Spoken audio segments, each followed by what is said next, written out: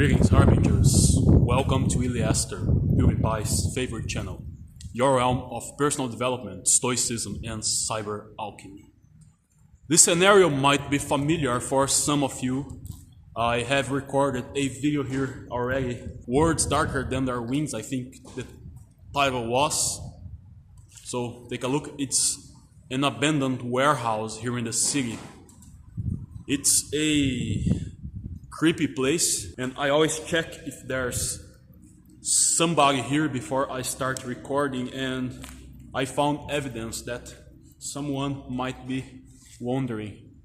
You see that bed over there? Anyway, why did I pick this scenario? In my recent videos, it is extremely windy outdoors when I used to record, so I will try to record indoors. I don't like to record videos at home because it's predictable and my parents are there, so I can't focus. I need to do it alone. It's a me thing.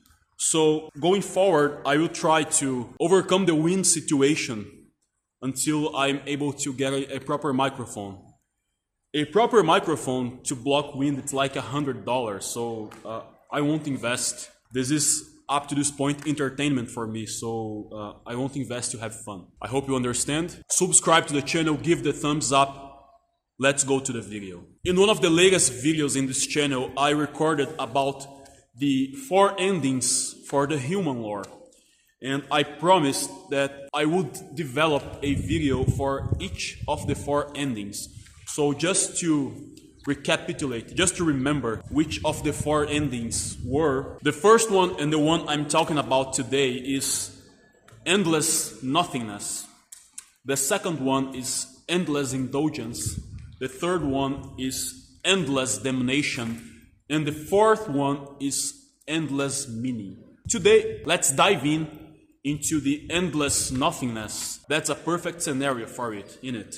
Endless Nothingness, when God clocks out. Imagine everything, every thought, every memory, every war, every kiss, every work of art fading into nothing but silence, infinite and absolute nothingness. Not heaven, not hell, not judgment, not consequences, just blackness. I invite you to confront the first and maybe the most predictable ending of human lore, endless nothingness, entropy and the death of everything. Well, I love this word entropy. It's one of the core themes of the metal opera trilogy I'm writing, but that's a story for another video.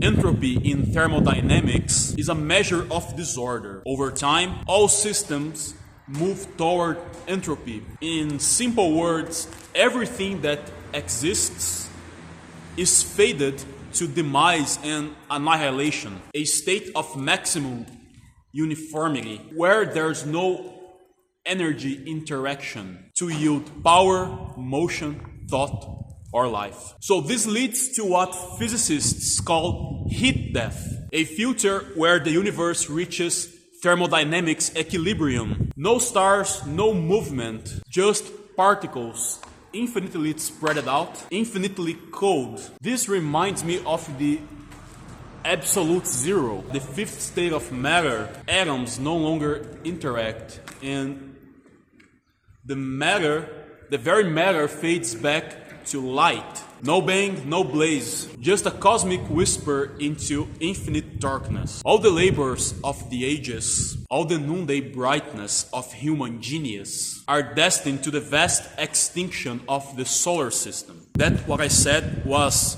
written by Bertrand Russell. You see, Russell was not a spiritualist. He saw no grand design, just indifferent laws. Yet he found meaning in not escaping death, but defying it.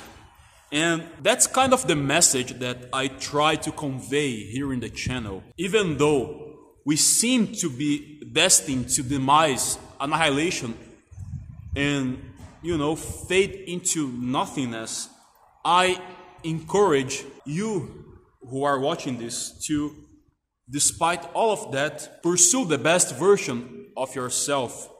Because regardless of our final destination, life is damn worth, man. And I'm only saying this because I know what it's like to be on the other side, in the darkness of depression, unwilling to do anything, just waiting for my destiny, and too coward to do anything about it. That goes both ways, but you don't have the right to take the wrong path, if you know what I mean. Let's talk about the absurd meaning of the void. What does this ending offer us? Nothing.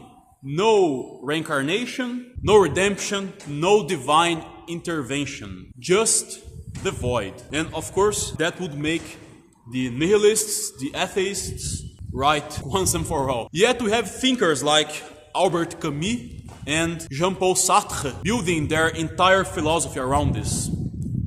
The silence of the universe. And in that silence, we are free. Camus wrote, "The struggle itself is not enough to fill a man's heart. One must imagine Sisyphus happy." Oh boy, I love the myth of Sisyphus. Rolling boulders for eternity to piss out the gods. And he is also my favorite gold knight, Camus of Aquarius, but I digress. If all that expects us is meaninglessness, the meaning is still ours to create before the end arrives. It is kind of sad, but it doesn't have to be ugly. On the other hand, it's beautiful if you think about it. What if nothingness, after all, is not a terrifying idea just when we think about it, but could it be a relief?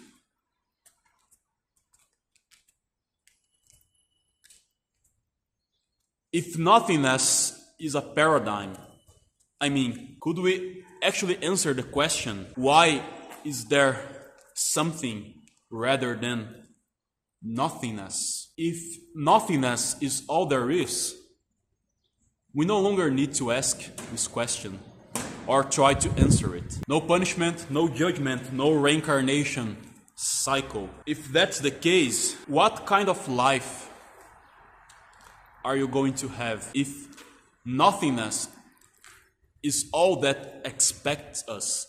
Why anything? If that's the case, I salute you, and you who chose to, despite anything, have a dignified life, to do the good, to love thy neighbor, to be the best possible human being you can ever be.